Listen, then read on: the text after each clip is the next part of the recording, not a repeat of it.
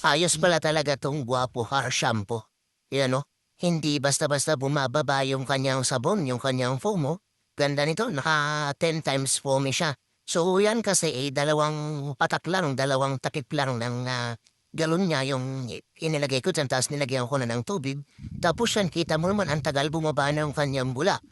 Kagandahan dito, kahit sabihin na yung motor or yung sasakyan mo ay bagong wax lang, mayroon itong protection. Yung wax mo, kahit kakawax mo lang, paliguan mo yung sasakyan mo, i-car wash mo gamit ang sabon na to. Hindi basta-basta matatanggal yung wax at saka nasubukan ko to sa motor ko. So yun yung pinalinis ko doon sa aking disc brake. Maganda kasi tanggal niya yung langis at saka mga dumi sa disc kaya lalo kapit lalo pag ganito tagulan. Kailangan ganito talaga yung gagamitin mo. Dahil yung disc brake nyo hindi yan kakapit kung malangis or di kaya marumi. Kaya ganito yung gamitin nyo. Subok na to, subok na. Kaya ikaw, ano pang hinihintay mo? Antanin mo yung link. Bakit ka magpapauli? Ito na yung ginagamit ng mga gwapo. Gwapo pag madilim.